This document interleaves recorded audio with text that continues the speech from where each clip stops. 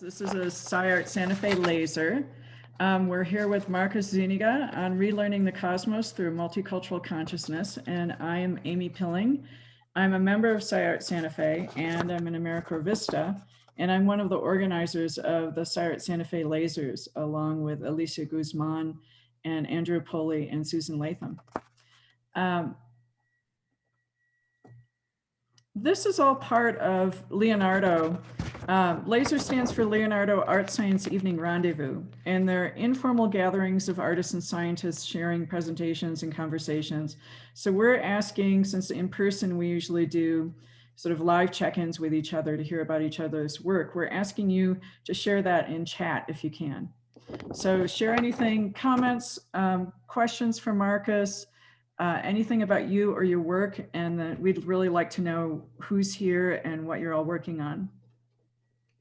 So lasers are hosted by over 30 organizations around the world, including SciArt Santa Fe and Santa Fe, New Mexico, US.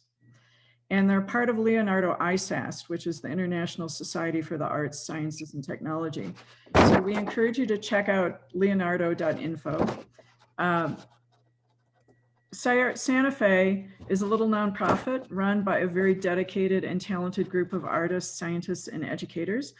Some of them are here, some of them have presented at lasers before, but in particular, I'd really like to thank Dr. Andrew Poli and Susan Latham. They're the co-chairs of the Santa Fe Lasers, and each is an accomplished artist and educator. And I want to thank them for their development and support of the lasers in Santa Fe and for art science programming in New Mexico in general. So SciArt Santa Fe is at www.sciartsantafe.org. I also wanted to mention Explora. Explora is a science museum in Albuquerque, and they're co-sponsoring this event. And they have an online science fiesta this year, all online. And we really want to thank Explora for co-sponsoring this, and we encourage you to check out the Science Fiesta, and they have an expo online as well this weekend. So I'd like to now introduce Dr. Alicia Guzman. She is our moderator today, and she's a fellow AmericorVista right now with SciArt Santa Fe. She's also a writer and an educator and a curator, and she focuses on the histories of land use in the Southwest. So I'm going to pass this over to you, Alicia. Thank you. Hi, everybody. My name is Alicia Inez Guzman, and I'm so happy to be here with everybody, friends near and far. I'm streaming to you from Santa Fe, ancestral Tewa land, also known as Ogapoge or White Shell Water Place. And I'm so happy to be joined by artist Marcus Zúñiga, who is also from New Mexico, currently not in New Mexico right now, but in spirit and in Zoom, he is joining us. So Marcus is an interdisciplinary artist who creates time-based works using direct sunlight and video projection to generate temporal registrations. Informed by research from a combination of sources, including astronomy, digital aesthetics, and Chicanismo, his works interact with their surroundings to embody specified spatio-temporal relationships between human and cosmic bodies. Marcus received his BFA from the University of New Mexico and his MFA from Art Center College of Design. Recent exhibitions include curated group shows at the Main Museum in Los Angeles, the Armory Center for the Arts in Pasadena, the Center for Contemporary Arts in Santa Fe, and a solo exhibition at No Land Art Space, also here in Santa Fe. Thank you, Marcus, for joining us. I'm really happy to see you. Yeah, thank you, thank you. And really, to start this laser presentation off, we wanted to do something a little bit different. And so Marcus has created a video poem for us, which is a sun registration. And so I'm going to share that first, and then we'll get into a conversation about Marcus's practice and its relationship between art and science. So with that, I will share my screen.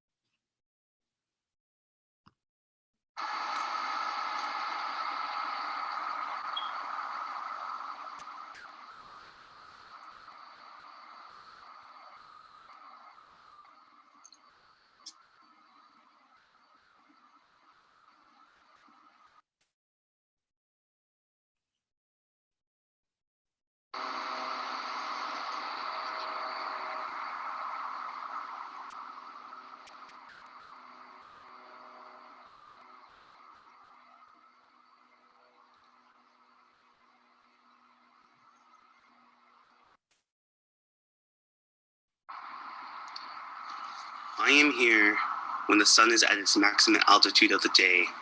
I place this mirror on the ground, tilted toward the northern direction. It casts a reflection of sunlight onto this wall and creates a moving image and also a model of the space between this location and the sun. It is time. Time is the soul of the real.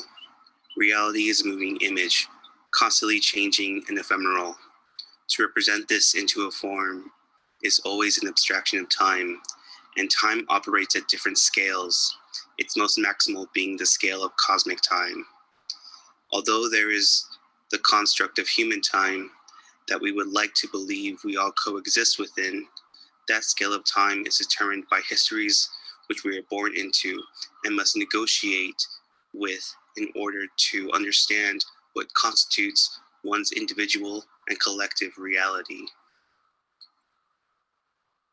To visually express the specific phenomenology created to the stars, I am relearning the cosmos through a multicultural consciousness.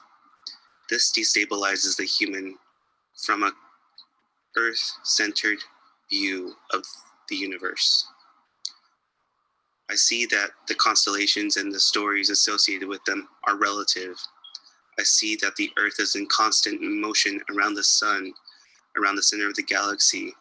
And to understand this inertia concept, I must be moving like the sunflower. I must be in alignment.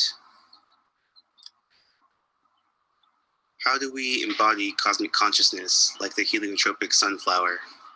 It's biologically dependent on the position of the sun in the sky. I construct the sculptural apparatus that models the space between the earth and sun through alignment determined by the conditions that organize a durational experience. When the human is in the model, they can feel that space and locate themselves within the cosmos to contemplate competing scales of space-time simultaneously. The goal is to expand the definitions for what is considered to be the cosmos, and how can we engage with it. Accessibility and identification is central for us to decolonize the current cosmological understanding, globally promoted, anti-terraform, anti-claiming space territory through objectivity and subjectivity. Reject the singularity for naming objects, which are actually mostly subjects in the universe. A real cosmic representation is informed from a diverse thought, and it is time-based. I present the familiar moving image with an unfamiliar context and name. Venus is not the goddess of love and beauty. It is the second planet from the sun. It is Daluis Galanbandaworthi, a Mexica trickster deity.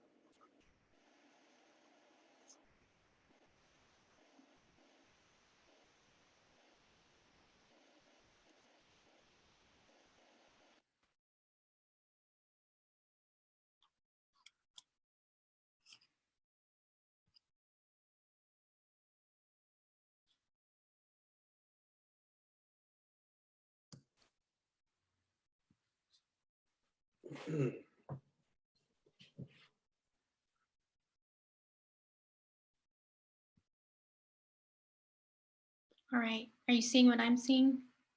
Yeah. Okay. I never know.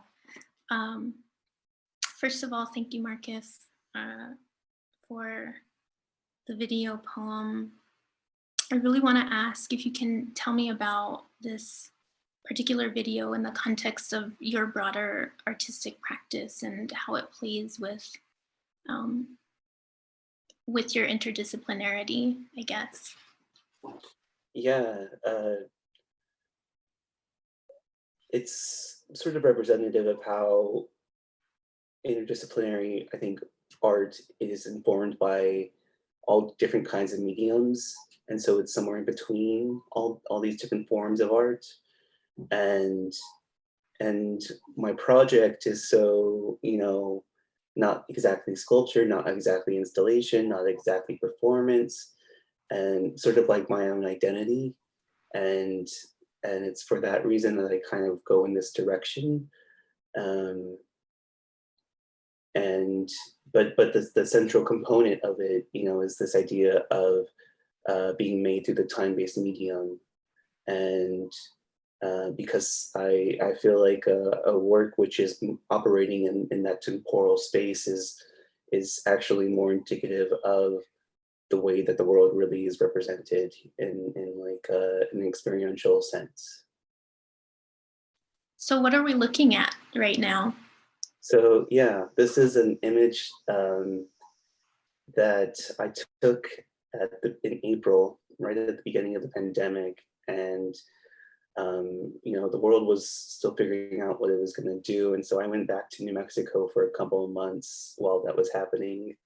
And I say that during that time I did a lot of internal work, which I think is partially meaning that I spent a lot of my evenings out on the Llano where I was staying, and I was getting ready for a project that I was going to do later on in the year with the planet Venus. So I was looking a lot at Venus during sunset, and every time I would see it, I would always see it in relationship to the moon and to the sun. And those are the three sort of central subjects that I rotated around in my work, partially because they're the most observed objects in human history. They're the most studied, but they're also the most mythologized objects in Aztec mythology, and they're the brightest subjects in the sky too. And I kind of use that term subject for things like Venus and the moon and the sun interchangeably with object, because in astronomy or in science they're thought of, or they're treated more like with this object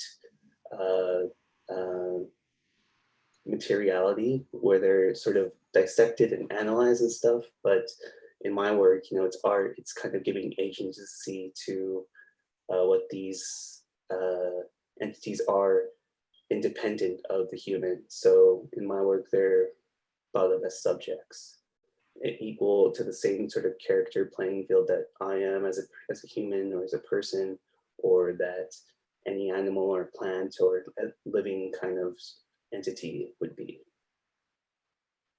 So that kind of perspective is, like you said, you're bringing agency back, and I am supposing that it's informed by your learning of Mexica or Aztec mythology. And so you did mention the name of Venus in your sun poem, and so I'm wondering, how being from New Mexico informs how you think about this hybrid point of view. You mentioned that your practice is hybrid, that you are hybrid as in your identity, and your view of the cosmos is also hybrid. I wonder if we might be able to talk about that. Yeah. So I call the process really this relearning of the cosmos, and yeah, this is great transition because the relearning of the cosmos, I think, is taking one kind of context that we learn through, whether it's NASA or some people learn about the stars through astrology. It's taking that kind of context and either rejecting it or subverting it or learning to blend it with another part of ourselves that we also descend from, that has just as much to to offer for a cosmic way of seeing the sky. And you know, the model that I follow is sort of as an artist especially, is the model that I think artists like Diego Rivera put forth at the beginning of the 20th century, where they were working to recontextualize Mexican identity through Mexico's indigenous past. And so my work is moving between and you know, informed by both this idea of Aztec mythology or Aztec astronomy with more NASA present day science. And but every time I go into a new project, I like to think about a collective kind of story that leads to these individual branches of our cultural stories. And that collective place is one where we come from a supernova, where we come from stardust. And that image that was just before, that's an image of Kepler supernova. And it's sort of indicative of this idea of the nucleosynthesis theory that describes us all coming from stardust, and that it starts to spin this dust cloud into a star system, into planets, into humans. And I like to further that narrative through the idea of cultural narratives emerging from the planetary phase, and then eventually coming back into a cyclical process where the sun will explode and take all of things back into this dust cloud again. But presently, you know, if the next image that you were just showing shows the you know, a more contemporary iteration of this idea of being multicultural and interfused. And this image is one I took in 2017 at Chimayo in New Mexico, and which is a really sacred, special space, especially in Catholicism. And it was Easter morning when I was there, and these Aztec dancers from Mexico had come up to perform on Easter morning. And it was such a striking moment, because you were thinking about the histories of these two religions, these two systems of belief. At one point in time were in complete opposition, and here they are hundreds of years later, really synthesized. And it felt like a spiritual kind of resolution, which is something I think that really speaks to just New Mexico as a space where it's for so long been in that multicultural world where there's, you know, an indigenous presence always there. There's the Anglo-American presence, and there's the Spanish colonial, and there's the Mexican, and so on and so on and so on. And so this is representative of how I think where this idea of cosmic sort of identity, as I see it, comes into play, where it's one that is implicating multiple ways of seeing simultaneously and always. Right, because we all have a worldview. Yeah. Which, you know, I think shifts how we see the world and how we see the cosmos. And I think that, you know, sometimes gets eclipsed in these thoughts that, you know, we can see the cosmos objectively. Mm-hmm. And I think it's important, as you said, to really think about these hybrid perspectives, and especially here in New Mexico, what that means for us as hybrid people. And even here in Chimayo, you know, it's significant for Catholics, but our indigenous relatives saw this site as sacred as well. And so that you know, what art historians call syncretism is there, that blending of religions. Mm-hmm. And I think that's really important, which we also see elsewhere. Yes, and so, you know, in terms of references, you know, New Mexico is so rich for inspiration and for really thinking about this sort of content through. And one of the biggest strategies that I rely on in my work is the idea of alignment and alignment to the cosmos. And there's, in terms of alignment, for me, there's no better example of that than Chaco Canyon in New Mexico, because it is such a profound site that is built over miles and miles of space in really tough territory to operate in terms of its ecological conditions. Even 1,000 years ago, when the structures were built, and in the architecture is our walls and windows. They're all built in alignment to the sunrise and some movements of the sun on the solstice and the equinox. And but I always stress that what's also really profound here is alignments to the moon, which is something that's not as simple or as easy to really capture, because it's something that takes decades to understand with accuracy. And to do that with this naked eye observation of the stars is just profound, and it shows a generational effort of a culture to really seeking out a cosmic awareness. And there's so much there to unpack, and it's a really powerful place. If you have not been there, you really should make the effort. And so for those who haven't been there, or even those who haven't been there, it's in northwestern New Mexico in the Navajo Nation.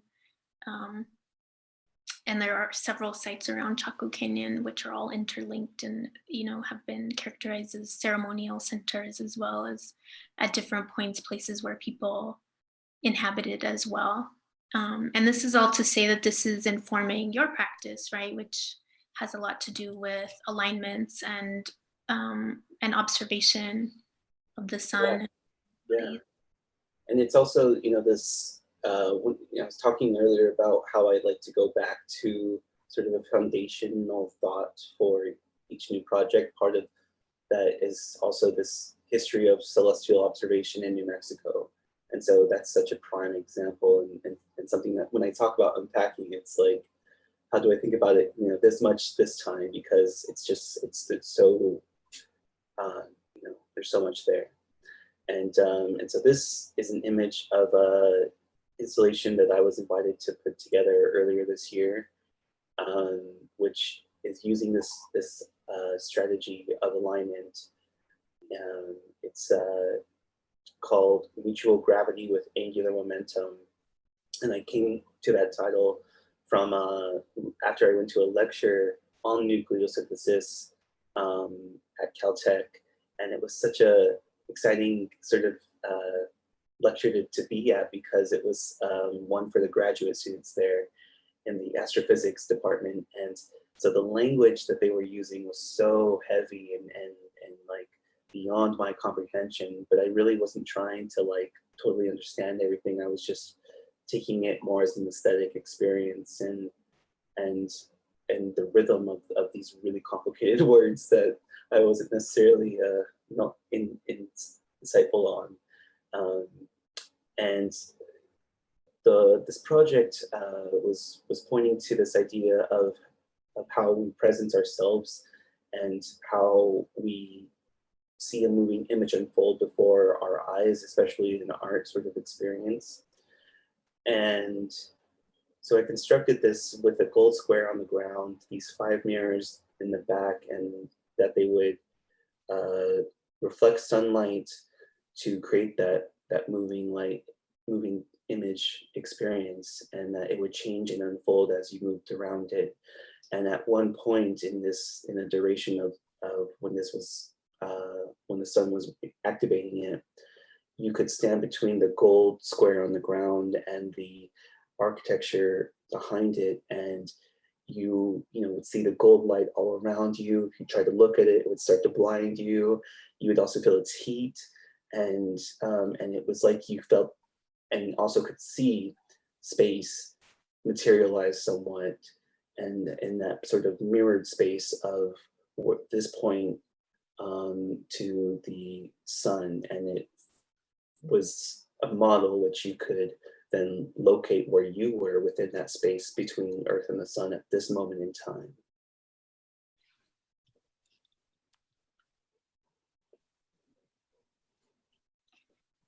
And so, having grown up at the edge of Catron County, right? Yeah, I mean, so my family is from a place called Reserve, and that's somewhere where we would go, you know, all throughout growing up, and on the way to get there, you know, sometimes you go through Socorro, through Magdalena, and take a turn off at Daddle, and this is on the highway between Magdalena and Daddle, and I grew up really seeing this location over and over, and I always, you know, wondered what is happening over here, and it wasn't until later in life where I figured it out. And when I put those things together, it made total sense, and added to this, it's what I talk about Mexico having this really rich history of celestial observation, and me wanting to really participate in that, and also, you know, when the project that we just showed is something I like to call a sun installation, and I came up with that term because I felt like I needed something to describe this artwork that I don't really feel all the other pre-existing art categories really do justice for. And what I think they are starting to do is become these ephemeral observatories. So I really started to look at the geometry, the aesthetics, the construction of space telescopes and observatories that I'm starting to use in the work, and as a formal device to get us closer to a sort of cosmic space when we start to recognize the geometry of this kind of space, which is a radio telescope. So it's a location for listening, which is something quite achievable in this kind of landscape where it's, you know, miles and miles and miles from anyone who can make a lot of disruption.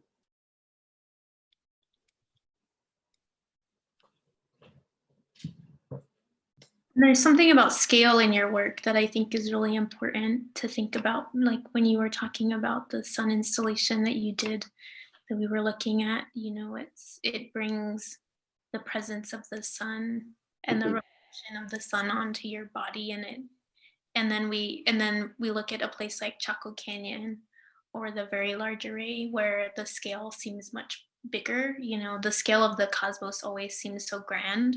Yeah. Your work, it always seems to come back to the scale of the body, I guess. Yeah. Well, that's part of the goal, you know, is to create these experiences where you can have a sense of cosmic understanding that works at the human scale, really, but they also at the same time sort of is not made to center the human in the cosmos or to make them feel like they are the center of the cosmos. It's because you see, or I think, you know, if that were the case, then it would be like a really symmetrical or centering kind of experience. But, you know, some of the works and often like give people this feeling of anxiety because they feel like the sun is moving or that the earth is moving and that they have no control over it. And they can really start to feel that in the work. And, you know, so this is an image of the Laser Interferometer Gravitational Wave Observatory. That's also called LIGO for short. And it's another space telescope that is one I think a lot about because it's what I like to think of it doing is moving astronomy from a more photographic image space field into a video or kind of video, field where, you know, what this LIGO does is they are able to detect distortions in gravitational waves of space-time. And so when a cosmic event sends out distortion in space-time through gravitational waves, this instrument can detect that, which once it reaches Earth, it's usually so faint that it takes, something that's scattered over 2 miles of space and has 2 remote locations. One is in Louisiana and one is in Washington State, and to confirm that detection. And what that detection then does is it sends an alert for us to point our telescopes to the location where these distortions in gravitational waves come from, so that we can almost kind of see the event unfold closer to real time. Although, because the way that light moves through the universe, it's not real time, but it's because it's thousands of years, but it's closer to that. But so in that way, I think of it as like astronomy as video, as opposed to photograph. And then I think there's something really important about like trying to move us out of this human-centered perspective of, we are the kind of eye looking up at the cosmos, when in fact the cosmos is huge and we're kind of a speck somewhere in there. And there's scale there, and kind of decentering that human-centered perspective, or that anthropocentric perspective, I think is important. And this image is actually really fascinating because it's the Florentine Codex. Yeah, and it's an image of a sunflower, which, a sunflower, lives up to its name in that it has a sort of solar consciousness in its biology, through this idea called heliotropism. And so, meaning that the sunflower is one that moves with the sun in a certain phase of its infant life. And when I started to really learn about this, I also learned that the sunflower was first domesticated in Mexico 4,000 years ago. So it's in terms of, that makes, again, a lot of sense. The ancient Mexican peoples called themselves people of the sun, and were very much a sun culture. So it makes a lot of sense that they would have a sort of collection of materials and ideas that reiterate this deep awareness of the movements of the sun and the movements as a need, or as a means for describing the foundation of their universe. And here we have it. Yeah, and so this is a sort of diagram that shows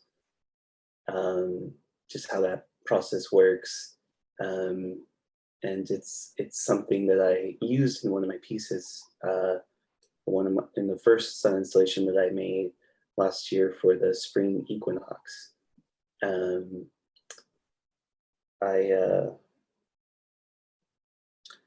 Yeah, we can go to the next one. I think you'll see that. So yeah, this is a piece called "You Are Here," and it was coordinated between all these mirrors and an ellipse of sunlight that I used to mirror outside to project into this art space. And the whole piece is initiated by the sunflower that I had outside the art space, and as a means of kind of orienting people into the project and what they were about to witness unfold for them. And so there's a mirror outside that's projecting an ellipse of light inside, that then has a mirror which bounces it up and onto this rock. And the space between this rock and the mirror above is again a model for that space between that location and the sun on the spring equinox. And so it's very much falling in line with things like Chaco Canyon, and working at this place of an ancient kind of technology to really presence a moment of time. And And it's also something that was sort of cinematic experience, because the way that the ellipse of light moved through the space was over 40-minute duration. And it, there were these sort of pillars in the room. There were prismatic effects happening with the way that the light was coming through the glass, and it would happen sequentially. So it was something that you had to move through the space to totally understand and see. And that's also part of why I feel like I need my own term to describe this work as sun installations, because one image, one perspective doesn't show you the whole of what these works can do. And I think the next image shows the peak alignment unfolding, and you can see that the ellipse of light is starting to move off the mirrors there. And yeah. Yeah, it makes me think of Chaco Canyon because there's the sun dagger, and on the spring equinox, it casts light in such a way that it cuts this circular motif in half. Yeah. And so you can only see it, that one little slice of time, Yeah. but that's part of the magic, I yeah. think. And the magic is really collaborating with the sun to make these artworks in real time. And because that is something that's, I've tried to do projects before with the sun, and the sun sometimes doesn't want to participate. And sometimes it's because it's a cloudy day and other reasons, but it's sort of that continued effort that makes the work really worth pursuing in terms of what it gives me. And when I put it together, it's like a real understanding of how the sun is actually moving, because it's also to install this work, takes days, and it's because I can only I can't make the sun go back to make sure the mirrors are all in alignment. So it's like once the sun hits and I try it and I don't get it right, then I have to try again the next day. And it's through that kind of process that I really start to develop my own kind of solar consciousness, like the sunflower. I love that. I love the notion of collaborating with the sun. Yeah. As it does show, or kind of give an understanding of the sun as having agency in this setting, in this aesthetic, Yeah. but also in a broader cosmic setting. Yeah. That's part of what I think starts to give people this anxiety feeling, that they're not, centered on the earth. They're not the center of the universe. They're seeing how the earth's actually moving around the sun. And it's almost like the experience of an earthquake, where you just realize you're not in control of it all. And it's happening unlike an earthquake, it's happening quite slowly. And you're just kind of waiting for, the ship to stop, but it never does.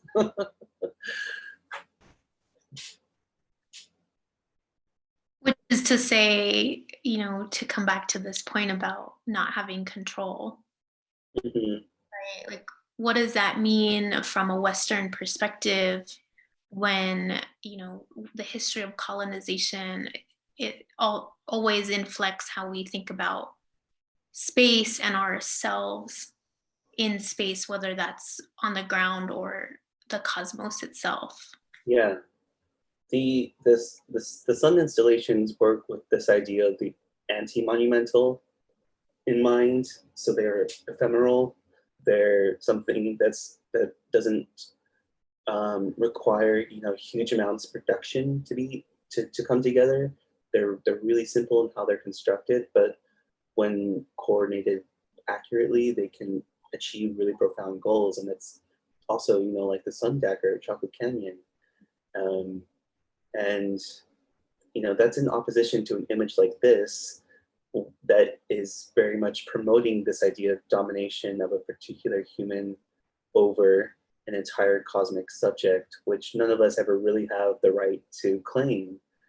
and um, and and I had to put this in here because I, I look at it always, and I'm just so struck that once they landed on the moon, the first thing was that it's an American moon now, and and it, this is at a sort of peak of the first phase of space exploration, and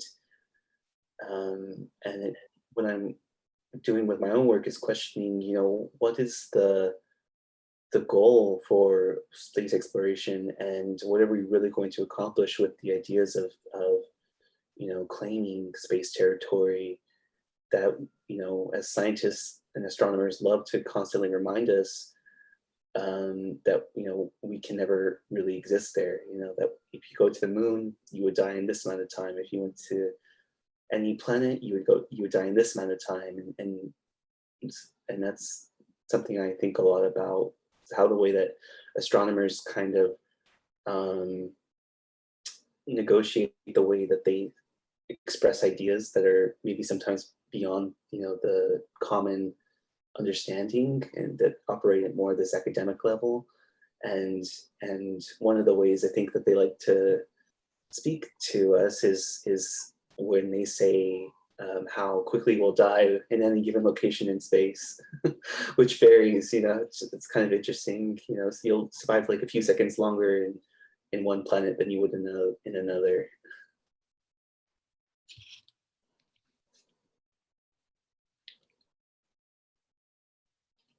And so, yeah, this is an image of the space debris that's currently in orbit around the Earth right now. This image comes from the US Space Surveillance Network. And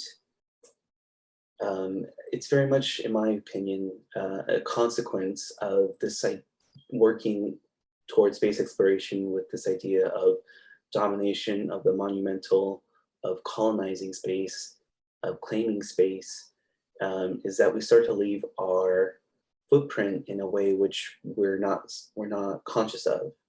And this is starting to become a real issue for spacecraft and space probes and future missions, because any micro object could completely destroy an entire space observatory. And so there are strategies being developed, and the European Space Agency currently has an idea to launch this satellite that'll be like a fishnet to catch all this stuff and take it and throw it away or whatever. And so people are working toward these ideas, but if it were to continue, and eventually we'd start to see an Earth garbage ring and form around the Earth, which is again speaking to what are we really accomplishing when we put all these objects out there, and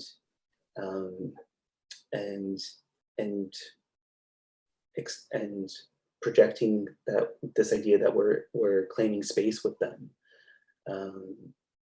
I think now, especially in the 21st century, is the time to be really thinking through these questions. There are a lot of really important space objects that are being either made here on Earth or being put out into space within the next decade, and it's, I think, part of what I'm thinking through in my work. Yeah, and I think, like, for me, what you're getting at is this ethics, or this issue of ethics that we have to deal with when we think about space and claiming space, or Space Force. Yeah. So yes. So it has this kind of effect. Yeah. I was saying earlier how like the sun sometimes doesn't want to collaborate, and sometimes that's because the sun doesn't want to negotiate with me, particularly, right, one day, because the sun influences our climate so much. So if it's an overcast, it's the sun's saying not today.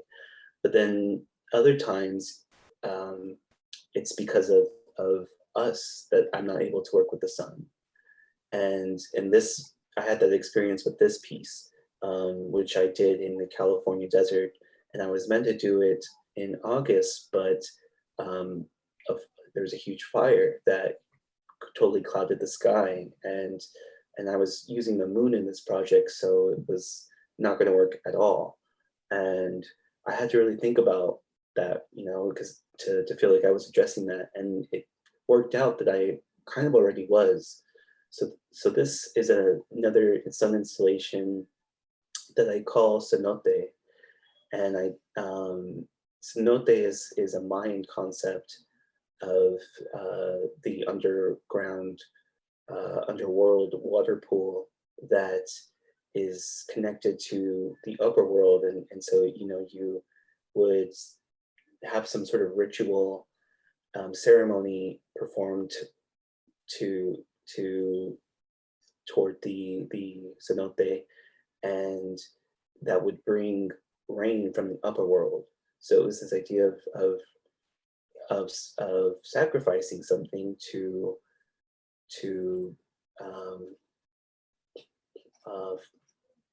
flourish or nourish the world. And I felt like by bringing that into this work, you know, I was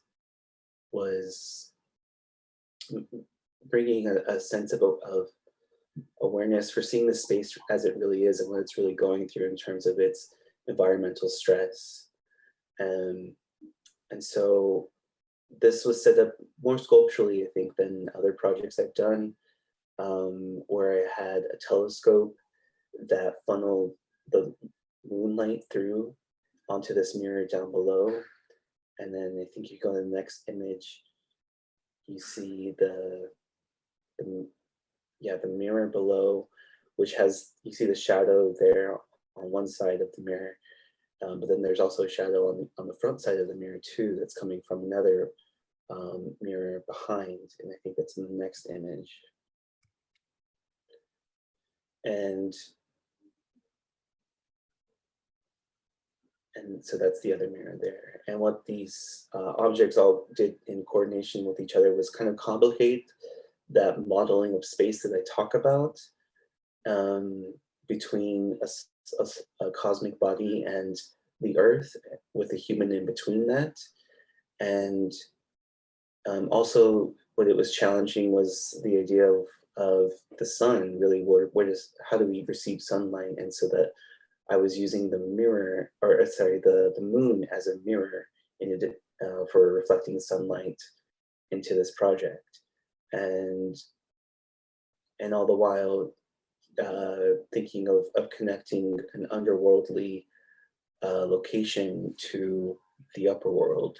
And just because I think that those kinds of, to achieve real results with that, with the cenote kind of ceremony, it takes an effort of a collective. And so it's sort of promoting these ideas and sharing them with people, I think, is how I'm in sync with those ideas and processes. And I think the next image shows you kind of just how the whole alignment looked all together. Yeah. This is the image. Yeah. And this is out in the, this is Joshua Tree, where this was happening. That's what I thought. Yeah. Which is, you know, a tough space to be in, but it was also kind of a strange place. I haven't really explored it too much on my own, but it was kind of like you know, there were houses all around, so it wasn't like I was out, you know, in the middle of nowhere. And so that, I feel like that has something to say about what that environment is really like, and how people really exist there, or how it really exists as itself. You know, it's not the ideas of the desert that I grew up with, coming from New Mexico. So it's something I'm still kind of processing on and thinking through. Yeah. And I have a quote that I really want to put into this from an artist who I think a lot about, named Teresita Fernandez. She says, "Places are a lot of things simultaneously. Their names have a way of really controlling what we think we're looking at or where we think we are, depending on who owns it." And so here I wanted to include this image of the James Webb Space Telescope, which is supposed to be launched next year. And it's meant to be the replacement for the Hubble Space Telescope, which has been working for us for, I think, 30 years now. And what's really special about this telescope is that it's going to be looking deeper into space than ever before. And it's going to be, it's supposed to be able to see the earliest galaxies being formed right after the Big Bang, which when you think about that, it's kind of beyond my own like understanding of how that works exactly. But what I want to just put out there is that for myself, the relearning of the cosmos started with challenging how I was thinking about the names of planets and constellations, and as a means of articulating an expanded conception for the cultures we associate with the study of the stars. So it's a similar sort of thing, because you think that an object like this that's going to be so huge and have such a huge importance and presence in space territory is called James Webb.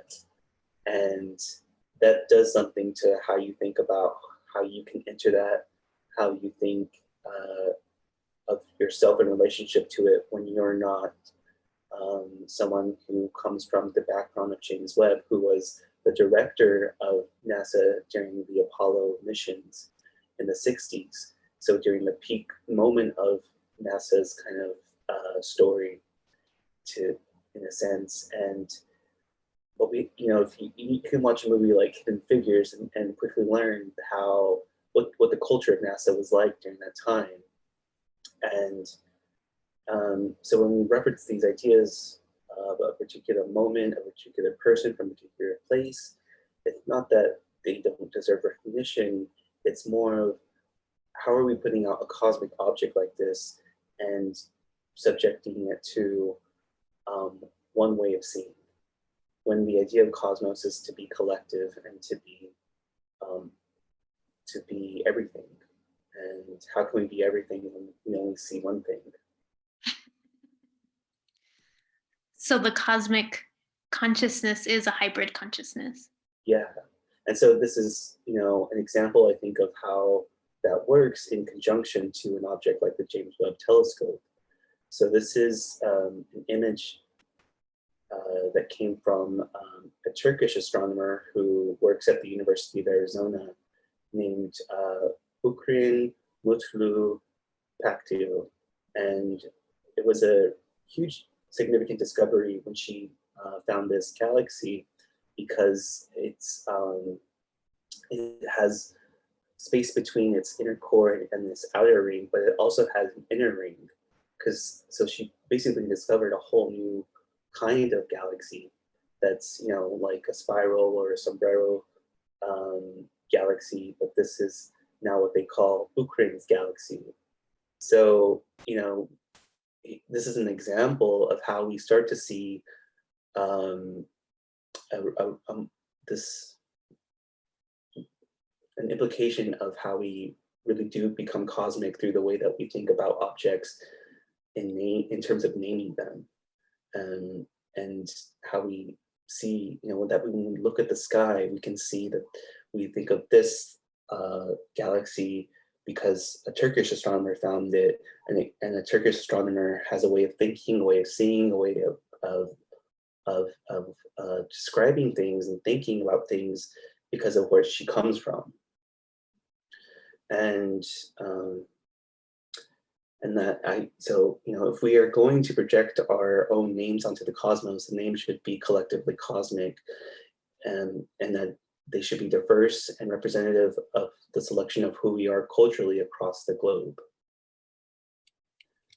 And the process for relearning the cosmos is multicultural, because the goal is to challenge what we think we are seeing and blend it with something else that comes from another part of who we are and that sees the cosmos in a different way. So, sort of breaking down of that process, this is an image of Venus from Pompeii around 79 AD. And the next image is an image of the Aztec god associated with the planet Venus from the Codex Bourbonicus, which, this codex was made right at the time when the Spanish came to Mexico and, started the genocide against the indigenous people of Mexico, which is always a, part of the story that I really feel when I go into this content.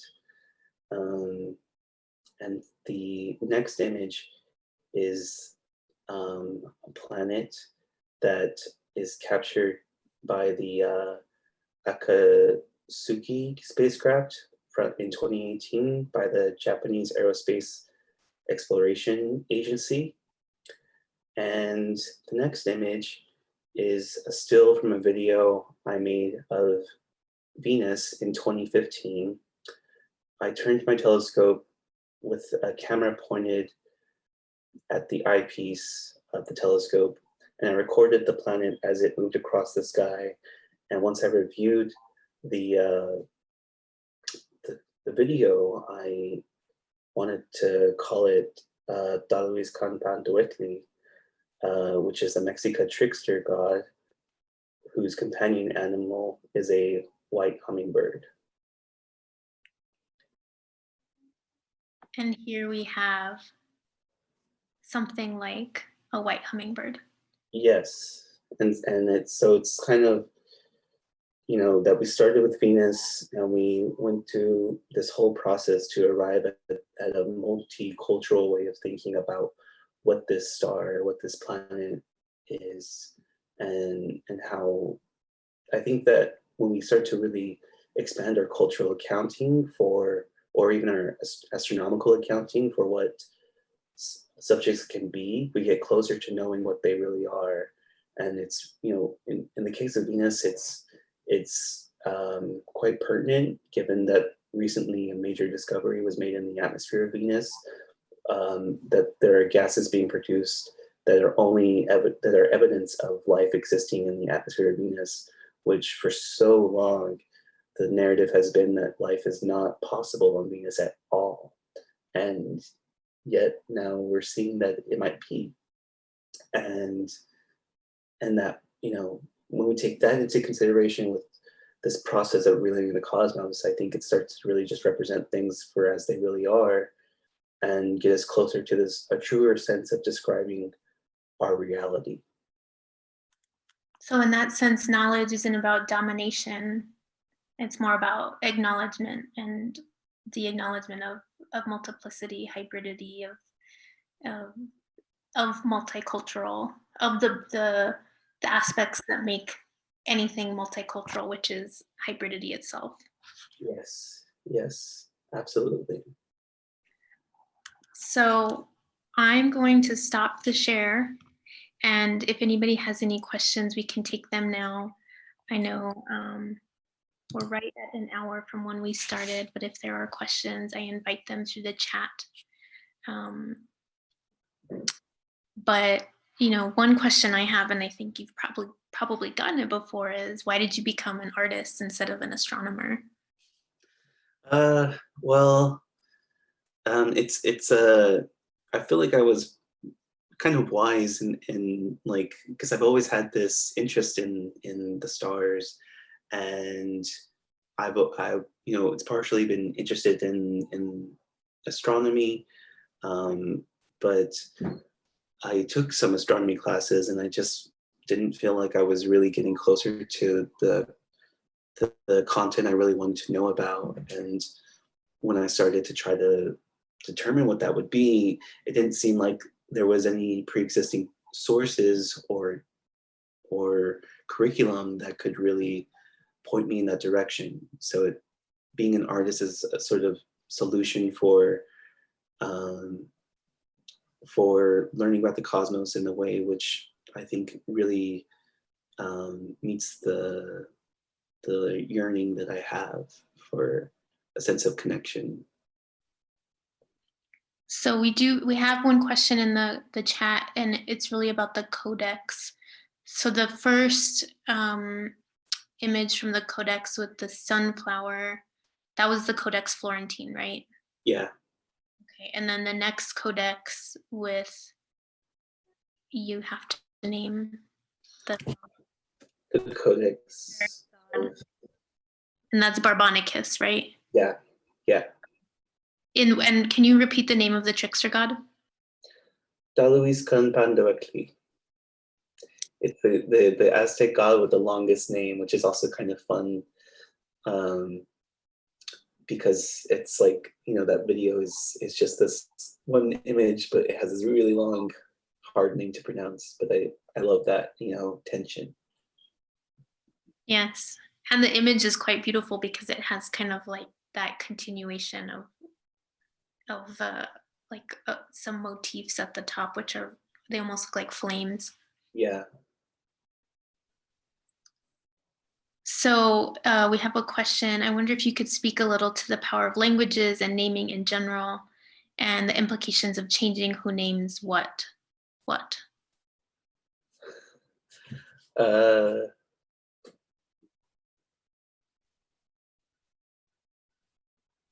I'm just like reviewing that question. If you could speak to a little of the power of languages and naming in general, and the application of changing means what. I don't think it's me that I'm advocating for any one group to have dominion over that power. That we should all subscribe to one name that we think of for any one given subject. I want us to have multiple ideas of things and have them coexist within our minds always simultaneously. It's like being bilingual. That you think between two different languages, or even trilingual or multilingual, and you're fluctuating between all of those things, and that if we were all multilingual, that we could communicate to each other randomly in different languages and understand each other always. But even though we're using things that come from different histories and different ways of thinking and experiences, and that they somehow, all come together to make sense, but they're separate within themselves, and because by using them all, we then are kind of acknowledging and honoring a history that maybe isn't as represented in a larger sense, especially in the cosmic kind of sense. And I think there's something important about when you look at, the cosmology of the Mexica, for instance. It's not considered on par with the kind of science that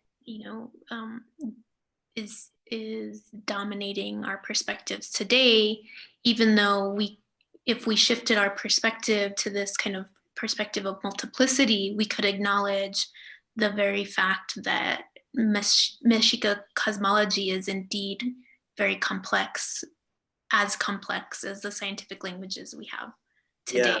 Yeah. To be universal. Yeah.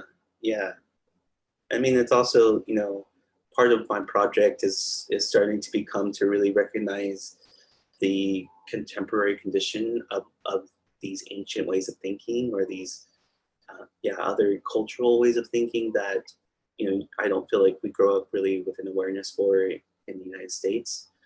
And one fact that's really important to keep in mind is that the language that the Mexica peoples spoke is still spoken in Mexico today. Over 1 million people speak that language and are fluent and recognize it, and can, it's still very much a present way of existing. It's sort of, but it's, again, how do we acknowledge that outside of Mexico? Because you go to Mexico, it's totally undeniable. You see because of the work of people like Diego Rivera, who were essential for reshaping the Mexican identity. It's kind of almost like we need that work to be done in the United States, and it kind of is starting to really happen in our social revolution of 2020. And that language is Nahua, correct? Yes, that's right. And you know what? There are Nahua words here in New Mexico as well, because there were a number of indigenous slaves who came and not slaves as well, but indigenous people who moved from our, and those are our relatives as well. And those words are still here.